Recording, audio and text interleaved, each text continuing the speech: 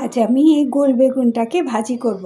দিনটা আজ মেঘলা, খিচুড়ি মাংস রান্না করছি, তার সাথে গোল বেগুনটাও ভেজে নেব। প্রথমে কেটে আমি কিছুক্ষণ পানি দিয়ে ভিজিয়ে রাখবো, তারপর মশলা দিয়ে মাখিয়ে ভেজে নিচ্ছি।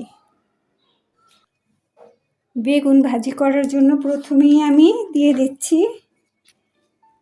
1 চা চামচ মরিচের গুঁড়ো, 1 চা চামচ ধনিয়ার গুঁড়ো, হাফ চা চামচ হলুদের গুঁড়ো ও সামান্য কিছু টালা জিরের গুঁড়ো ও 1 চামচ লবণ।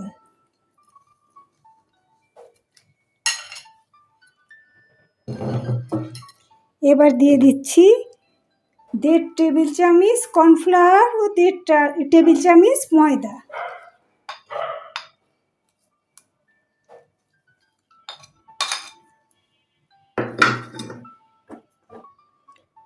সামান্য কিছু পানি দিয়ে মিক্স করে নেব।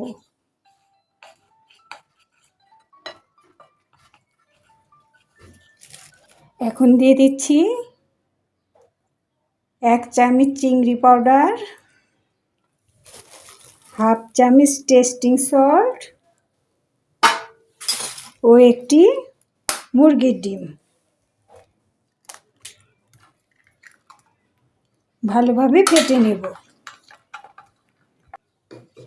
এখন বেগুনগুলো একে একে ছেড়ে দিয়ে মাখিয়ে নিব।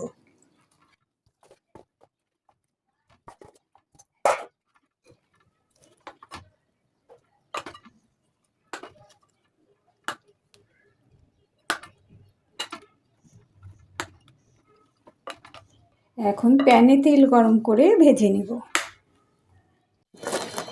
এখন ঢেলে দিচ্ছি পরিমাণ মতো সয়াবিন তেল। তেলটা গরম হয়ে আসলে এখন দিয়ে দেব চাক করে মাখিয়ে রাখা বেগুনগুলো।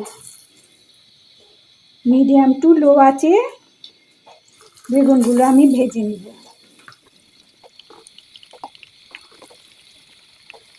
ভালোভাবে সিদ্ধ হওয়ার জন্য একটি ঢাকনা দিয়ে ঢেকে দিচ্ছি।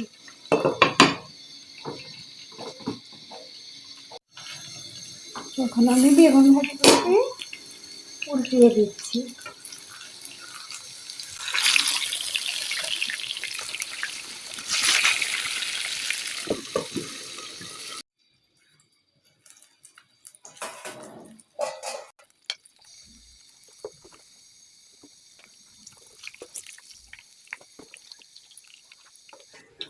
এর মধ্যে এখন পেঁয়াজ কুচি ও কিছু কাঁচামরিচের ফালি ভেজে নিচ্ছি।